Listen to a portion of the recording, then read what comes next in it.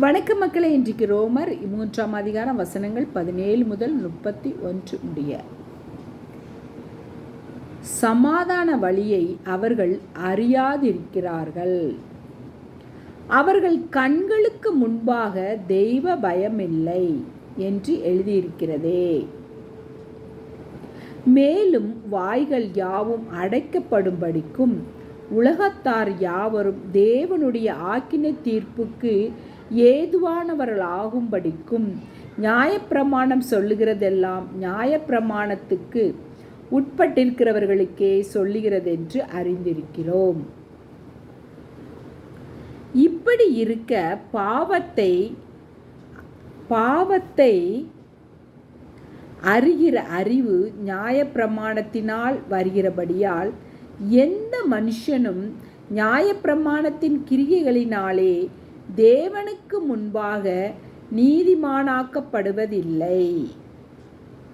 இப்படி இருக்க நியாயப்பிரமாணம் இல்லாமல் தேவ நீதி வெளியாக்கப்பட்டிருக்கிறது.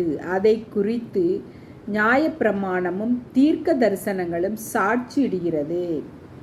அது இயேசு கிறிஸ்துவை பற்றும் விசுவாசத்தினாலே பழிக்கும் தேவ நீதியே விசுவாசிக்கிற எவர்களுக்குள்ளும் எவர்கள் மேலும் அது பழிக்கும் வித்தியாசமே இல்லை. எல்லாரும் பாவம் செய்து தேவ மகிமையற்றவர்களாகி இலவசமாய் அவருடைய கிருபையினாலே கிறிஸ்து இயேசுவில் உள்ள மீட்பை கொண்டு நீதிமான்களாக்கப்படுகிறார்கள். தேவன் பொறுமையாயிருந்த முற்காலத்தில் நடந்த பாவங்களை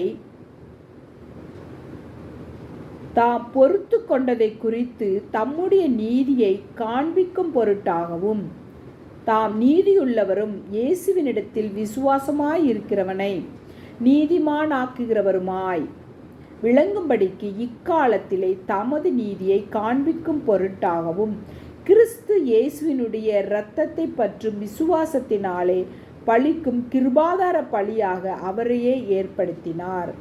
இப்படி இருக்க மேன்மை பாராட்டல் எங்கே? அது நீக்கப்பட்டதே.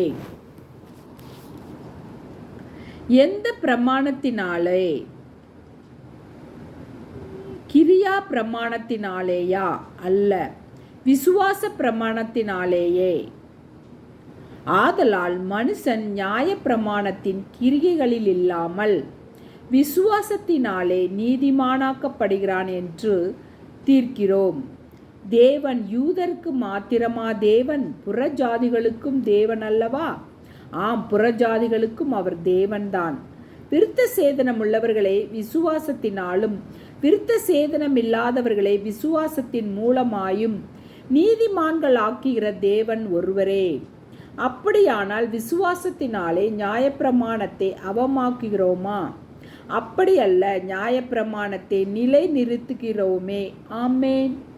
மக்களே, வீடியோ பிடிச்சிருந்தா லைக் பண்ணுங்க, ஷேர் பண்ணுங்க, சப்ஸ்கிரைப் பண்ணுங்க. தேங்க்யூ.